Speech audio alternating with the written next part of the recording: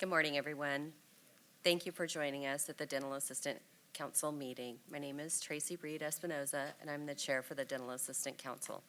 Today is Thursday, August 17th, 2023. This is an official meeting of the Dental Assistant Council. The council welcomes public comment on any item on the agenda, and it is the council's intent to ask public comment prior to council taking action on any agenda item. Depending on the number of people who would like to testify on a particular agenda item, total time limit may be imposed. We ask all speakers to please stay on topic and not repeat testimony already provided. If you agree to the testimony already provided, you may state your name and that you are in support of any comment previously provided. If a time limit is determined to be necessary, please keep your comments within the time limit. I would like to call the meeting to order and ask that the board staff call the roll. Good morning. My name is Marella Turan. I will now call the roll. Epps Robbins. Absent. Fowler. Fowler present. Miyazaki. Miyazaki present. Olagi. Olagi present. Pacheco. Pacheco here. Pliss. Bliss present. Reed Espinoza. Reed Espinoza present. A quorum has been established. Thank you. We will now move on to agenda item number 2, public comments on item not on the agenda. Before we open public comments on matters not on the agenda, I would like to remind everyone that public comments should address the council as a whole and not as individual members. Please be aware that public comment during the agenda items should provide information to the council members, but is not a discussion between council members and the public. Only action council members can take right now is to listen to the comments and decide whether this would be on a future agenda item on a topic. Though this may seem at times like the council members are not being responsive, following these guidelines is critical to ensure the rules of the open meeting action and followed to avoid compromising speakers' goals and the council's mission. In the interest of time, as we have done in the past, we would like to request that the public comments not repeat statements made in a prior comment. If you are in support of a statement made in a prior individual, your comment has already been made. You may state your name or association and your support for the previous comment. Legislator hearing regularly use this practice as it is a good way to ensure that we can hear from everyone today. Are there any public comments? As I see no public comments, we will move forward. Thank you. We will now move to agenda item number 3, discussion of possible actions on the May 18th meeting minutes.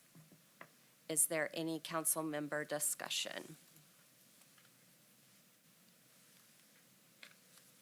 I see no members' discussion, and we have a board correction.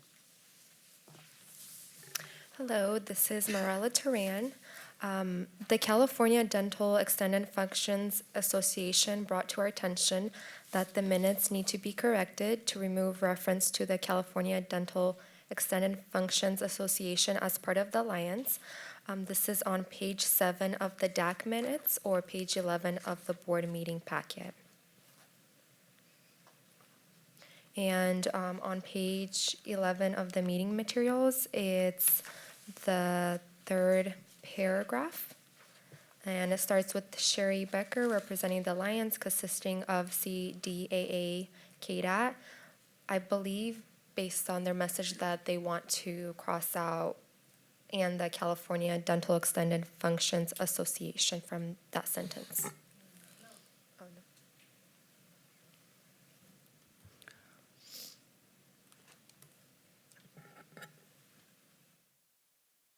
no. Can we wait for a second and just make sure that members, do you have any comments before we go to public comment and perhaps a motion? Or we need to just follow some procedure? Are you ready for public comment? We can go with public. We need to do a motion first and then open it up for public comment. So the motion would be to accept the minutes with the amendment made and then open it for public comment. Okay, so we're going to go ahead and ask for a motion of the minutes and as corrected. Miyazaki, I'd like to make a motion to accept the minutes as corrected.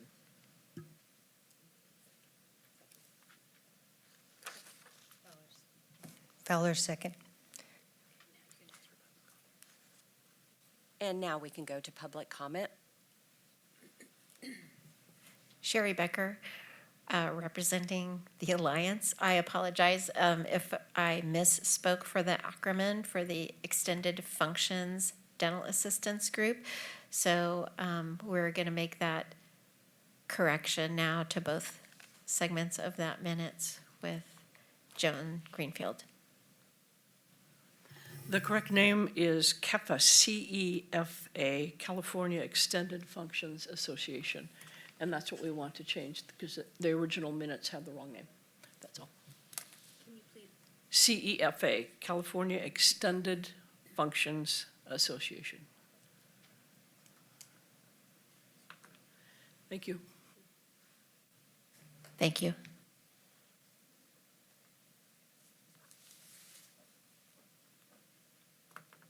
Okay, now you just go to motion. You can just, is there any further discussion? We need to get, So I would just say, is there any further discussion? And then ask for. No. No. We have a motion. Misaki needs to accept the correction. Fowler needs to accept the answer second. Then we need public comment. Miyazaki, I accept the correction. Fowler, seconds. do we have any further public discussion?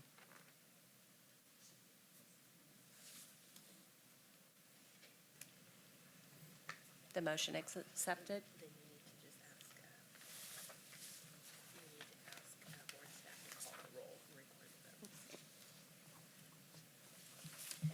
Go ahead and ask for roll for the board, please. This is Morella Turan. The motion is to accept the May 18, 2023 meeting minutes as revised. Epps Robbins, absent. Fowler, Fowler, aye.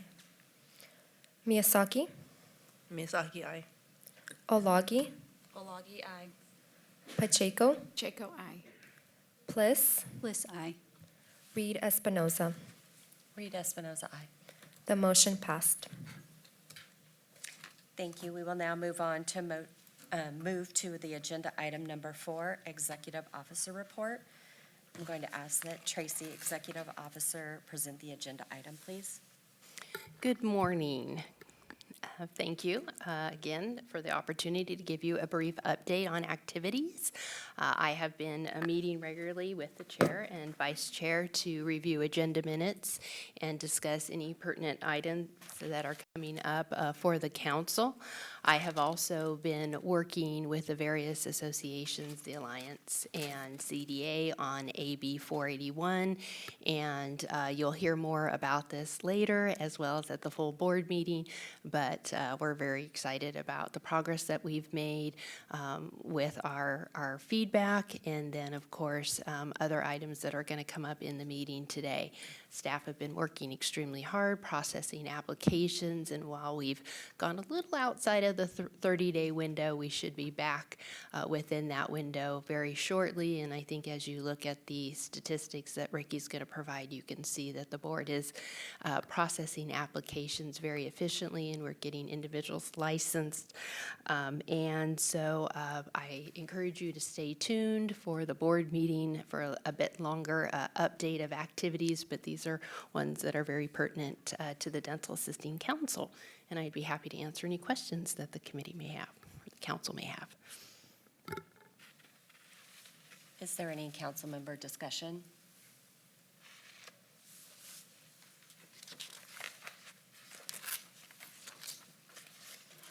Is there any public comment? As there's no public comment, thank you, and we will move on to agenda item number 5, update on dental assisting exam statistics. I'm going to ask Ricky Parks, dental assistant unit manager, to present the agenda item.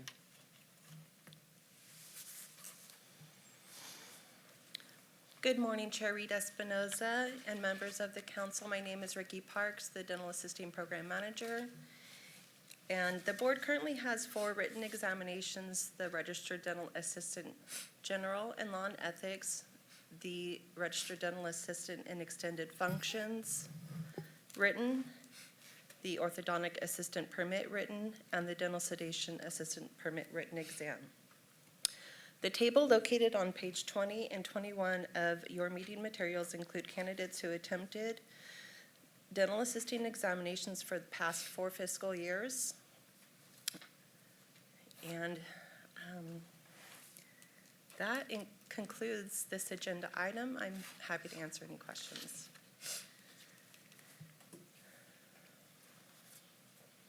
Is there any board members' discussion?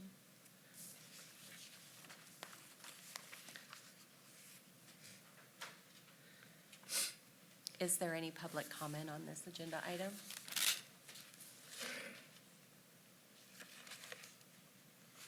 Thank you. I will now move on to agenda item number 6, update dental assistant licensing statistics. I'm going to ask Mrs. Parks to present the agenda item. Thank you again, Chair Rita Espinoza, Ricky Parks, Dental Assisting Program Manager. The information covered in this agenda item reflects the past 4 fiscal years in their entirety. Beginning on page 22 of your meeting materials, you can find statistics on license applications received, and in the following table, candidates who were approved to test.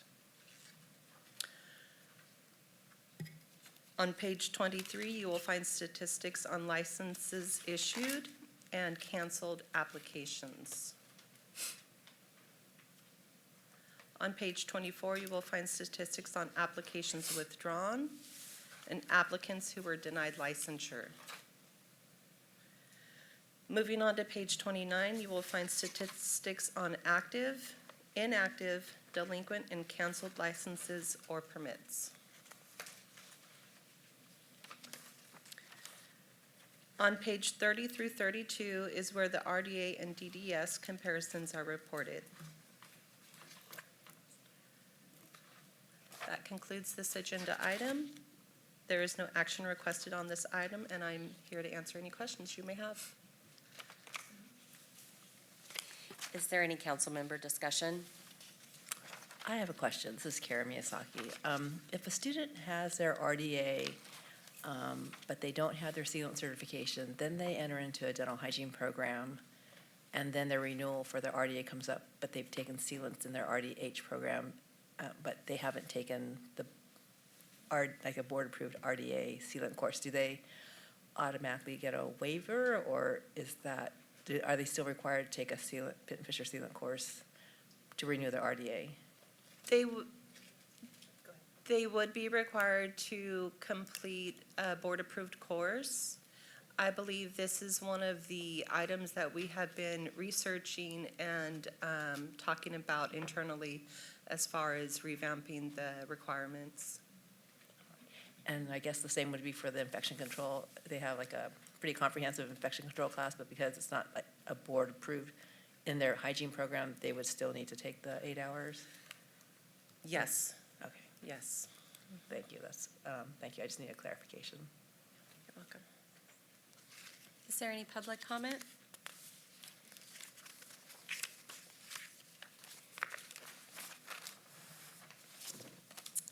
See, there's no public comment. Go ahead. Hi, Tracy Montez. I would just like to make a comment on page 22 of the meeting materials. If you look down at the RDA 2022-23 applications approved by month, you'll see a total of $3,831. That's a pretty substantial amount. So again, I'd like to give Ms. Parks credit to her and her team because they have been working extremely hard. And recently have had some vacancies, but hopefully hope to fill those very shortly. Thank you. Thank you.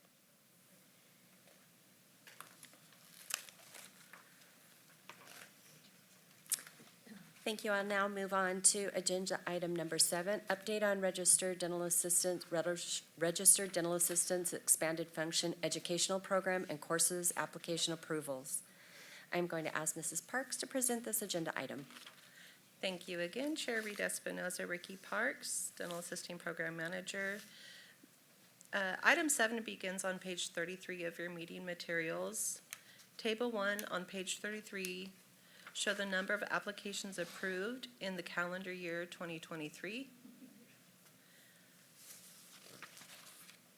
Table 2 on page 34 lists the status of program or course applications for calendar year 2023 and the number of applications approved, denied, our pending visits, our pending site visit, in process or deficient. Table 3, located on page 35, identifies the number of program or course applications approved in quarter 2 of 2023, which is April 1st through June 30th, 2023. Table 4 shows the current number of active programs and courses. And lastly, Table 5 lists courses approved January 1 through June 30th, 2023. That concludes agenda item 7. There is no action requested on this item, and I'm here to answer any questions you may have. Is there any council member discussion?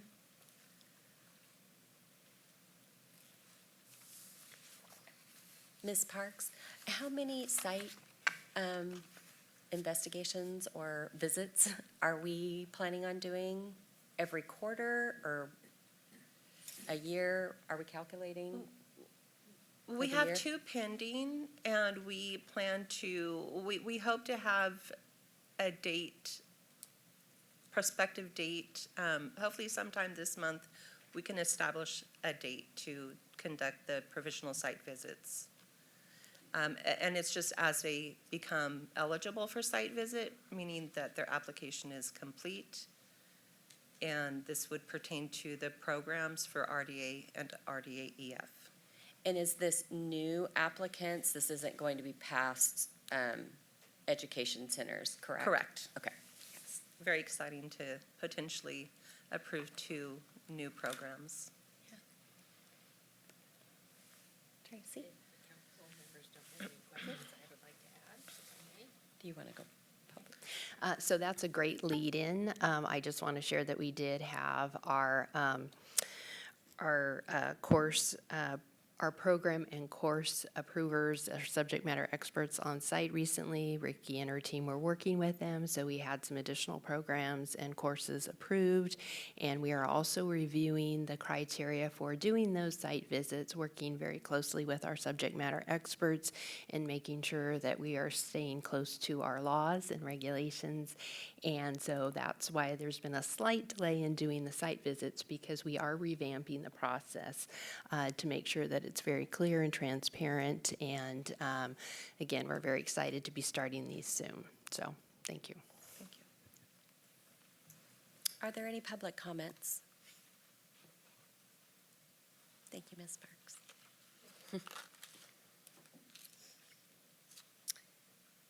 Thank you. I'm now going to move on to agenda item number 8.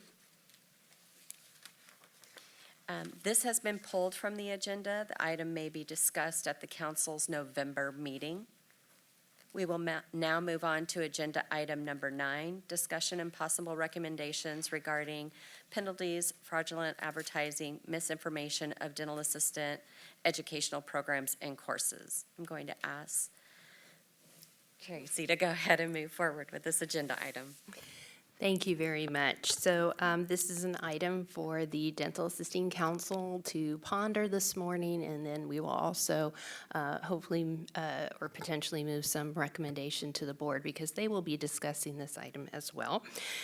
So through communications with professional associations and stakeholder groups, the dental board staff have become aware of fraudulent advertising and misinformation distributed by dental assistant educational programs and courses. Examples of these issues are programs and courses including false statements in their websites that they are board accredited, which of course the board does not accredit. We approve programs and courses. Also, that completing the program or course satisfies board requirements for licensure, or that the course or program may be approved in the future.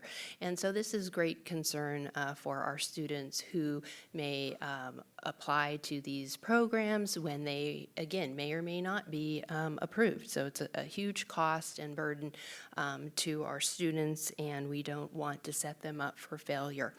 So we want to make sure that we can be as proactive as we can, and so we have some existing board authority that is in the board memo, and we, the board staff, wanted to include something in the board sunset report requesting that the California State Legislature create clear enforcement action for us to take. And of course, as I was reminded by our council, that the board currently just approves or disapproves courses and programs. We don't have the ability to cite and find these programs, and so we need to navigate that, and she's going to help us today with that. But it is something that I think the council really needs to consider, how we can address these businesses, because they don't have a license that we can discipline. They just have the approval or non-approval, and that's not necessarily a negative consequence for maybe doing what they may be doing. So with that, I will open it up to the council for discussion. So could you give us some guidance on what you would like to do in regards to disciplinary action if we can't really fine or take away? Tara Welch, Board Counsel. So we need to be clear about the terminology we're using. Since there is no license or permit issued to educational programs and courses, it's just board approval, we would be doing an enforcement action, not a disciplinary action. And an enforcement action would look like probably issuing to a program or course in violation of false or misleading advertising, a citation with an administrative penalty. It seems to me that because of the significant harm to students of programs and courses who receive false information from the program or course, and they then rely on that false information and are subsequently in trouble later when they're applying for their license or permit, and the negative impact on consumers with that false advertising impact on students, seems like the legislature should potentially look at significant fines for something like this, maybe $5,000 or $10,000, because it's not just one person who's potentially harmed, could be hundreds. So that's the suggestion in the staff recommendation that you have before you. It would be including the issue in the board sunset review report and requesting that the California State Legislature create a clear enforcement action statute with prescribed board administrative enforcement actions, such as issuing to a program or course in violation of false or misleading advertising a citation with an administrative penalty to combat fraudulent advertising and misinformation distributed by educational programs and course providers. Thank you. Very comprehensive. I second. No, I know. there any council member discussion? Kara Miyazaki, I think this is a really good forward direction, and we talk a lot about barriers to licensure, and it is a barrier to licensure if a candidate or student goes to a program and they're not getting the appropriate information. And I think this also could hopefully transfer over to the basic life support certifications, because I hear from educators that students many times are directed to take a CPR class, BLS class, and the courses advertise something in really, really small print that it's similar to American Heart or similar to American Red Cross, but it's all online, no hands-on, and the students, as much as we give them direction, copies of appropriate CPR certificate, they still sometimes will take the wrong one, and they don't find out until after they apply for their RDA license, and it becomes a delay in their application process. Also, I've heard from educators that there are some programs that and I've actually have phone calls myself at least three times this year, about students who are interested in going through dental assisting, but have been told by a program that has dental assisting and dental hygiene that they have to go through their dental assisting program before they go through their dental hygiene program. So I think that would be something that we could use this language for instances or circumstances like that.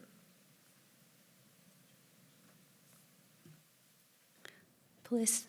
I also feel like this topic is very imperative to take action on. There's a ripple effect, as you started to mention, just on, not only the students' finances, but their family, their time. We're already having an issue trying to get people into the field, so if they're misled or give up because of confusion on how to get licensed, I think that there's no reason to not find them, and that could save plenty of factors. So I'm in favor of taking action.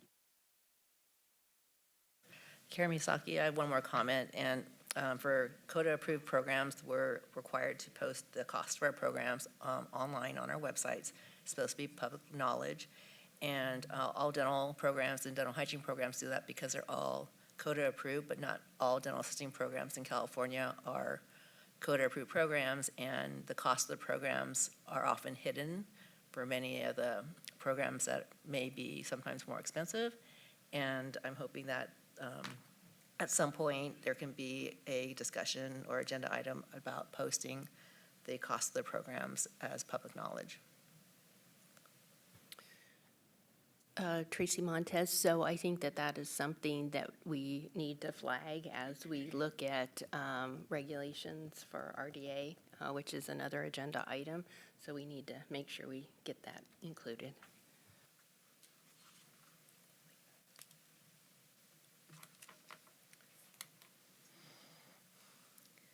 Do you want me to go ahead and do a motion on that?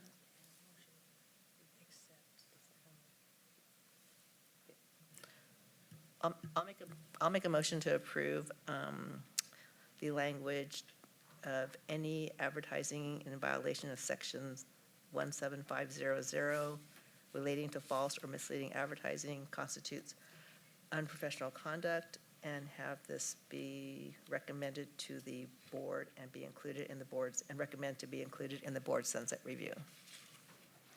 Bliss, second.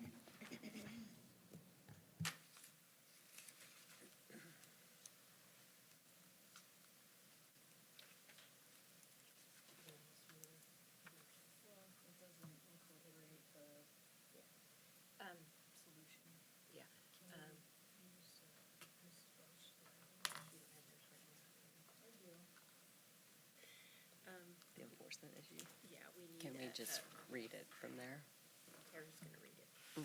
Can we ask to clarify that motion so that it encompasses the specific request as well as the consequence associated with the request?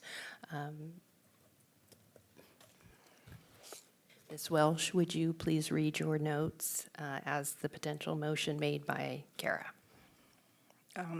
So this is a potential clarification for Ms. Miyazaki and Ms. Reed-Pliss's consideration. I think the motion needs to be to recommend to the board, including the issue in the board's sunset review report, and requesting that the California State Legislature create a clear enforcement action statute with prescribed board administrative actions such as issuing to an educational program or course in violation of false or misleading advertising a citation with an administrative penalty to be determined by the legislature to combat fraudulent advertising and misinformation distributed by educational programs and course providers. Ms. Miyazaki, are you willing to amend your motion with that language? No. Yes, I'm willing to amend the motion. Ms. Raples? Please second the motion.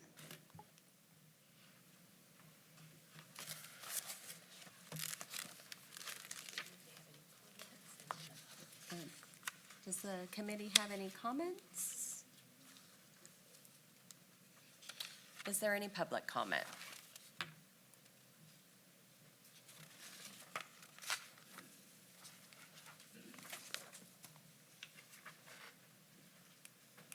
Sherry Becker, representing California Dental Assistants Association. I think this is great. Thank you. I think it's been needed for quite some time, so we appreciate moving forward with this and seeing what comes in the future. So thank you.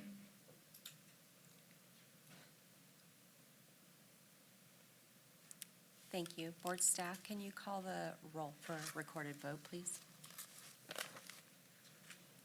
This is Morella Teran. I will now call the roll. Epps Robbins. Absent. Fowler. Fowler, aye. Miyazaki. Miyazaki, aye. Olagi. Olagi, yes. Pacheco. Pacheco, aye. Bliss. Bliss, yes. Reed Espinoza. Reed Espinoza, aye. The motion passed. Thank you. I will now move on to agenda item number 10, status and update on pending regulation.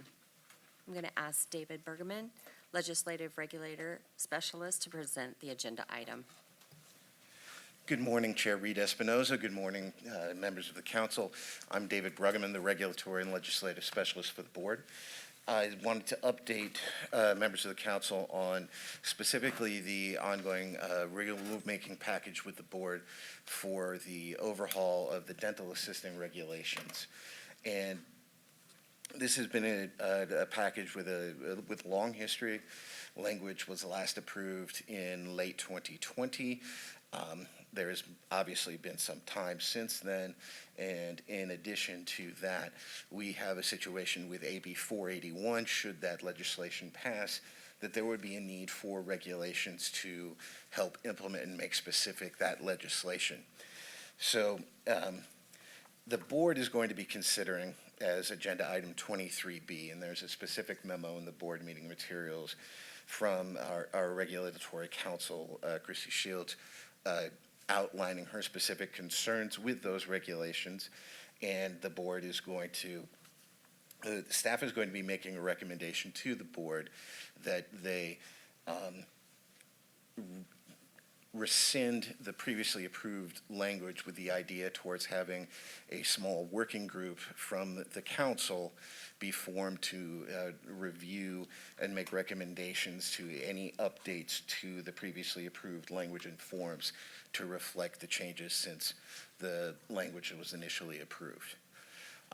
We're not asking for action from the council at this time because we would need to have direction from the board to initiate this particular review. So that's specifically my update on this particular item. I want to open it up for council discussion and any questions. Is there any council member discussion?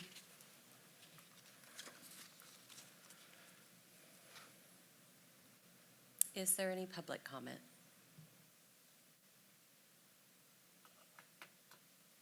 Thank you. I will now move on to agenda item number 11, update, discussion, and possible recommendations for pending legislation. Yes, thank you, Chair Reed Espinoza and council members. David Bruggeman again. Specifically want to update the council on the situation with AB 481. This bill has continued to proceed through the legislative process since the May meeting and is currently scheduled for a hearing before the Senate Appropriations Committee on August 21st in the morning. You would be able to access, you'd be able to watch or listen to that hearing, should you wish to, through the legislature's website. Since the May meeting, at the May meeting, the board voted to take a support if amended position on the bill. And we prepared a letter that was submitted through to the legislature outlining those concerns, much of which was informed by the discussion from the council at its May meeting. The bill has been amended twice since then, on July 3rd and July 12th. Those amendments revised several definitions, in part addressing some, if not, but not all of our feedback. And there was a lot of reorganization done to the bill, some changes to the implementation dates. For instance, new permitted duties for the orthodontic assistant and dental sedation assistant permits were moved from January 1, 2026 to June 30th of 2024. So there's a significant interest from stakeholders in getting this bill passed soon and implemented soon as well, compared to previous versions of the bill. And based on these amendments, the board president and vice president serving as the board's executive committee did revise the board's position from support if amendment to support. So at this point, that represents the updating of the situation with AB 481. Would simply want to open up for council discussion. If they wish to make an additional recommendation to the board with respect to the legislation, this would be the opportunity to do so. I'm going to go ahead and go first. Tracy Reed Espinoza. In regards to the placement and removal of healing cap and transfer abutment, could we either put a slash or say or impression coping? And the reason why I'm asking this is because on the part that comes for doing the impression that an EF2 can do as a master impression, that box states impression coping on there. It doesn't state on all of the systems, which we have several systems, does it state transfer abutment? If I may interject, please. I would state the line of the bill that you are referencing, Yeah, and then the section remember. reference would be useful. Yeah, yes. and then also to phrase this in a, I would like to recommend, or if you're questioning the committee, because again, this is not our bill. And so the discussion would go to the board to then convey any recommendations that the council has to CDA, who is the author of the bill. Okay, let me rephrase then.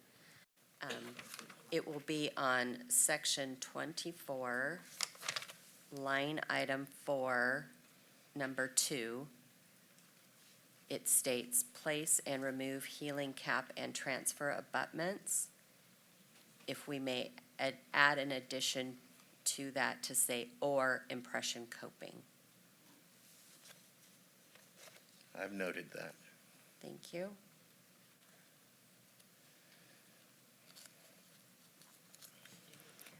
I'd like to make a comment, Fowler. I noticed some of the duties for the RDEF were added back in. There were two that were still left off, and what it was before was the 1753.5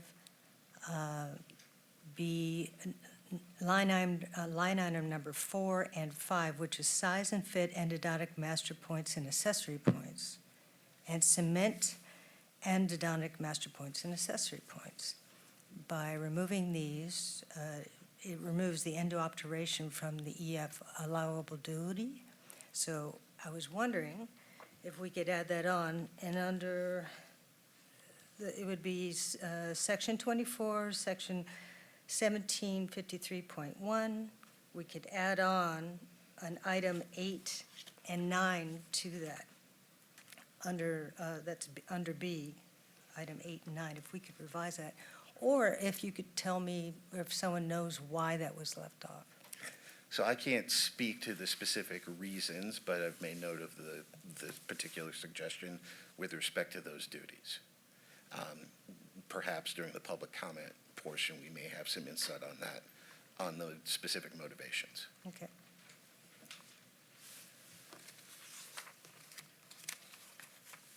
Is there any further, council?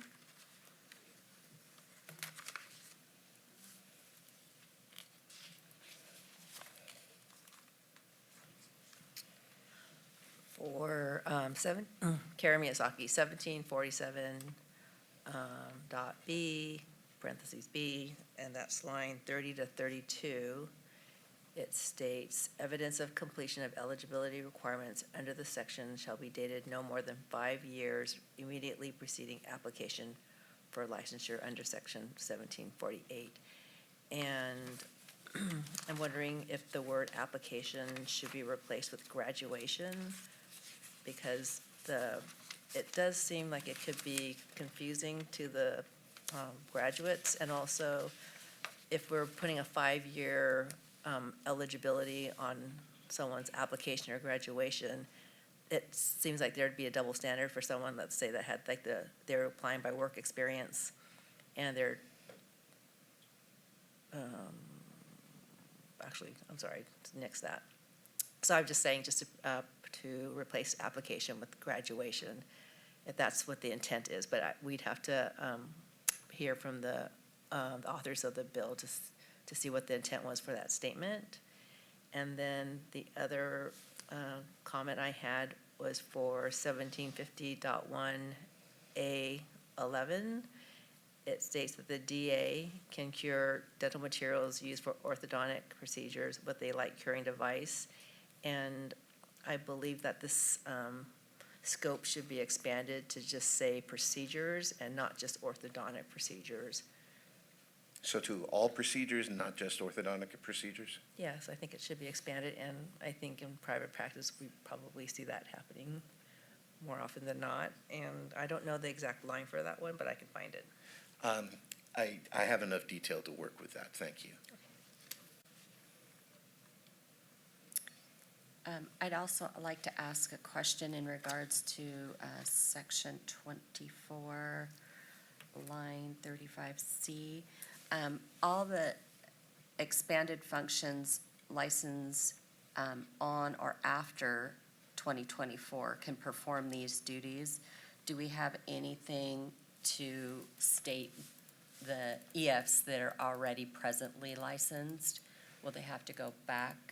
So as the bill is currently written, there would be no provisions for those licensed prior to that date to take the appropriate courses or other things that would be deemed necessary in order for them to perform these new additional duties.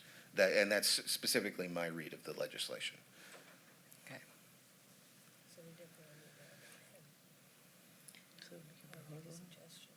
So it should be suggested that individuals prior to 2024, June 1st, would need.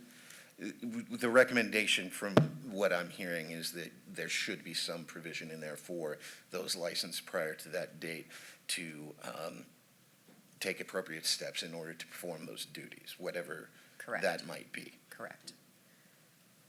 So to clarify, your recommendation is not to simply grandfather them in, but to make sure that they take some sort of coursework so that they can do those duties as stated.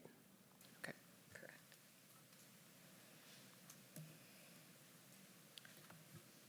Would it be appropriate at this time to also recommend to the authors to add the language about posting their cost of their programs as public knowledge?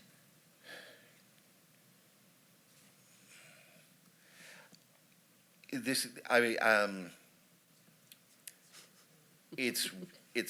not sure if this is the most effective place for that, but I'm not known for my legislative strategy. You can submit that suggestion to the board, and then they'll discuss whether or not to include that in comments they provide, it's really to the author of the bill, and then those comments likely will get transmitted to the sponsor of the bill for potential revision. So, yeah, you could include that in the council's recommendation to the board.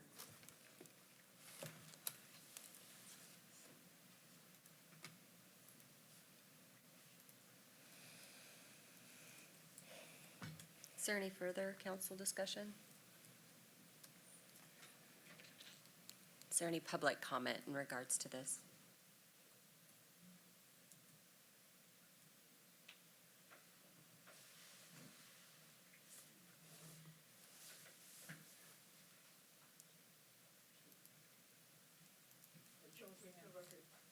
Joan Greenfield, representing the Dental Assisting Alliance. I just wanted to bring a couple other things to your attention in regard to some things that have been changed. In the original 1753.4 that lists the EF duties, if you look at number 1, the original duty was conduct preliminary evaluation of patients' oral health, including but not limited to charting, intraoral and extraoral evaluation of soft tissue, classifying occlusion, and myofunctional evaluation. The new function in regard is number 2 in the new list of functions. And what's been left out or changed is there no longer intraoral evaluation of soft tissue. It's a small issue, but as a director of a program, and I'm sure you can appreciate that too, Ms. Fowler, that has been removed. So that it currently reads perform oral health assessment, including intraoral evaluation to identify oral lesions, but not soft tissue. Extraoral evaluation of soft tissue. Classifying occlusion, performing myofunctional evaluation, and oral cancer screening as authorized by supervising dentists. So that's something that you may or may choose to look at. In regard to your comment, Ms. Espinoza, in number 10, place and remove healing caps and transfer abutments. In attempting to work with the authors of this bill, we tried very hard to get them not to paint themselves in a corner with specific terminology that might change in the future. So you brought up a different term, place and remove healing caps and transfer abutments. We feel that it might be better to use some different verbiage that would say and or other attachments, because I know in the future those terms are going to change, as we've already seen a lot of things change in implants in a very short time period of what these various things are called. And so if some more generalized terms could be utilized in that area, that would probably be helpful in the future. I think that's it. Thank you. What's the section number for the first one you were talking about, the oral, is that 17? The intraoral, Yes. 1753.4, the original is there, and then the new version for performing health assessment is the second item in the bill. Thank you.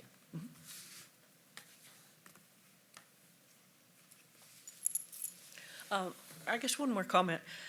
In reference to your concern if you require additional education for those people who are already licensed as EF2s, I would look very closely at a couple of these duties that personally we have already been teaching, assuming that it was part of a direct restoration. And one of those would be perform post and core build-up procedures.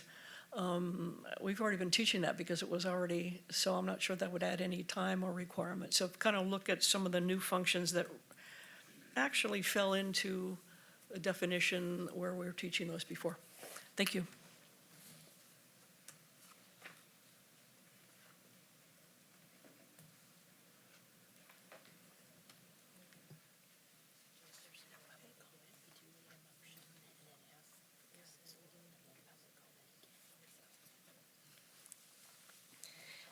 Okay, if there's no further public, oh.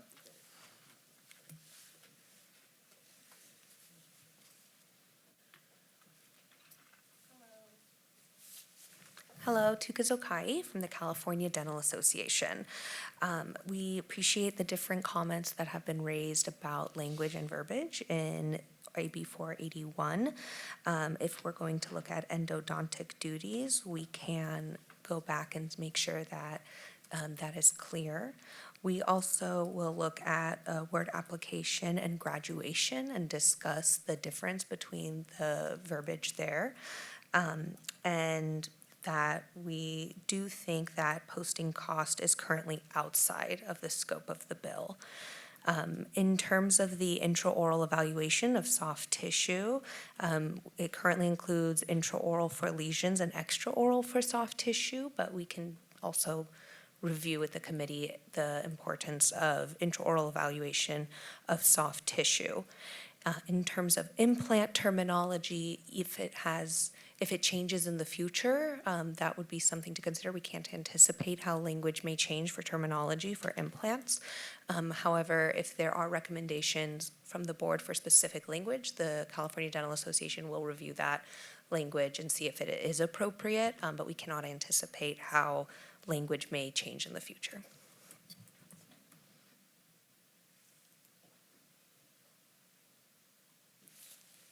So I'd like to make a comment. I just want to be clear that we're not asking for adding. You guys were subtracting in the bill, and we just wanted to make sure that everything that was already a duty is still included in that duty. Okay, thank you. Any further public comments?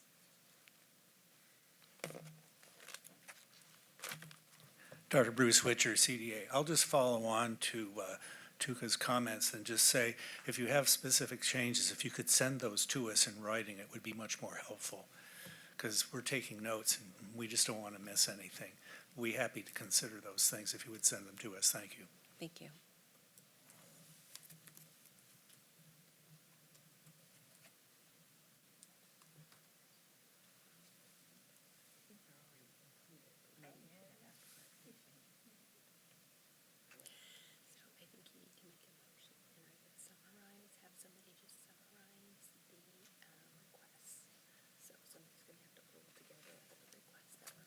So there's 3 requests.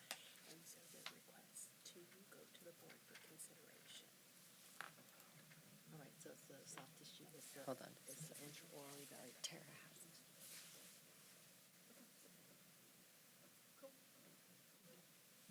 Okay. So it's the intraoral evaluation, the verbiage for the abutments, and the third one is the. Application versus, there's 4. Oh, the Application, graduation, Okay. and then the intraoral. I'm sorry, application and graduation. Intraoral. Yeah. Soft tissue.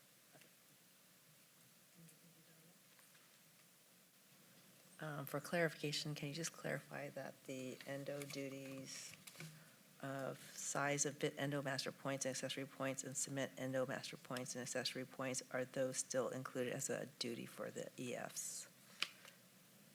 Wording needs to be added to. I would need to review the bill and get back to you, which I ought to be able to do by the end of tomorrow, if that's acceptable.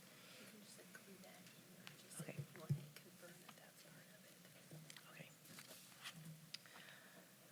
We're just wanting to confirm that that goes in the wording. All right, I think I'm ready to make the motion. So for the motion is to, for 1753.4, under the charting, that the verbiage concerning the evaluation of soft tissue include intraoral evaluation. The second comment is that the language used for healing caps / transfer abutments could be, include language such as other attachments or devices. Just other attachments. I'm sorry, mixed devices, so other attachments. That the verbiage for the eligibility for an RDA, that the language be looked at for, to include possibly application versus, graduation versus the term application. And then just to confirm that for the RDA EF duties, that the duties of sizing and fitting endodontic master points and accessory points and cement endodontic master points and accessory points, to confirm that language those duties are still part of the EF functions. Second. Bliss, I believe you also wanted to have a change with the DA being able to light cure all procedures and not just orthodontic. Yes, I'd like to amend and add that in section 1750.1A11, the language of cure dental materials used for orthodontic procedures with light curing device be changed to cure dental materials used for procedures with a light curing device. That would delete the word orthodontic. Okay, so just seeking clarification here. Your motion is to recommend to the board comments to be provided to the author regarding potential amendments to Assembly Bill 481. Yes. Okay, thank you. And I didn't hear anything in the motion concerning the issue around those licensed prior to June 1st of 2024. Additional amendment. I'd like to propose an additional amendment to the bill that those graduating, let's see, the additional education requirements would be required for graduates who have June 1st, 2024. on or after June 1st, 2024, I to think be you allowed want to perform. before. Prior to?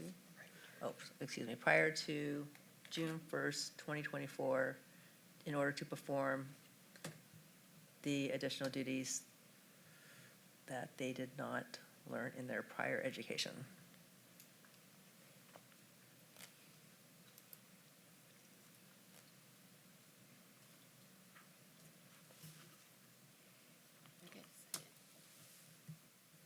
Reed Espinoza, second.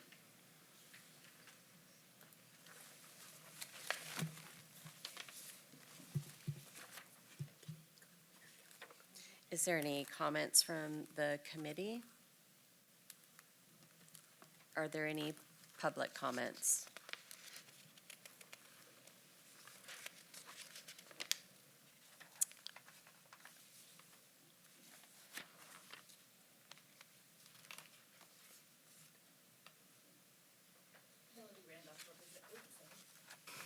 Melody Randolph, representing the Dental Assisting Alliance.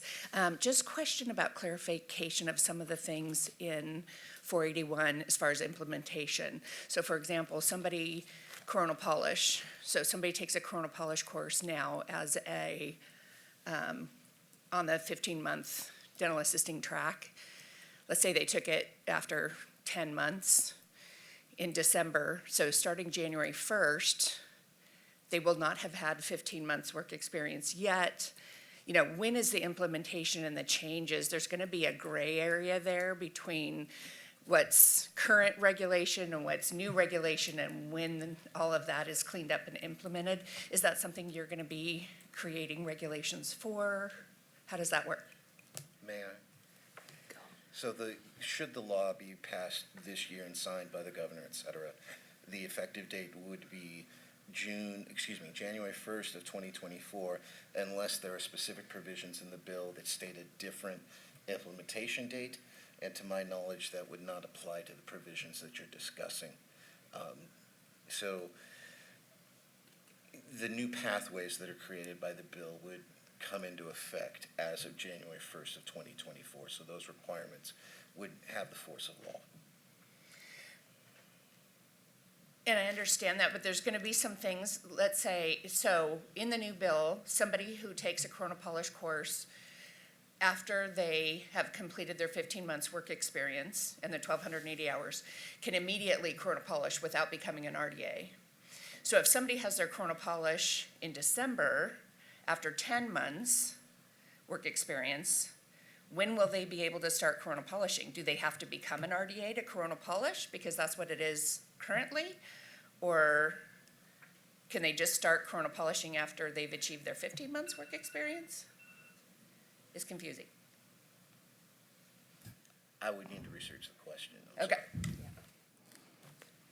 Just bringing Well- up those things need to be clarified. Well, I would say that you probably need to provide those comments to the author and the sponsor of the bill. Perfect, thank you. But I would say that implementation is a concern because we all know it takes 2 to 4 years to revise regulations. So to the extent the author is intending for the bill to apply immediately and everyone is just anticipating regulations are going to be immediately enacted to catch up, that's not going to be the case. So if there's a concern about regulatory amendments, that needs to be properly considered with the effective date of the bill. And I would like to add too, that we're hesitant to give specifics because of the ever-evolving changes in the bill.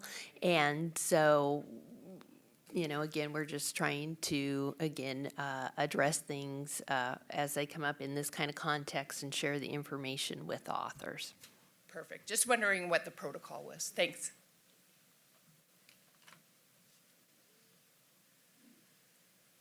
Should I ask for amendment to the bill to review the implementation?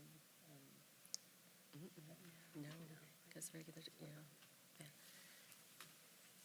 Thank you. Board staff, please call the roll for a vote on this agenda item. This is Marella Teran. I will now call the roll. Epps Robbins, absent. Fowler, Fowler, yes. Miyazaki, Miyazaki, aye. Alagi, Olagi, yes. Pacheco, Pacheco, aye. Bliss, Bliss, yes. Reed Espinoza. Reed Espinoza, aye. The motion passed. Thank you. This concludes the August 17th Dental Assistant Council meeting. This meeting is now adjourned.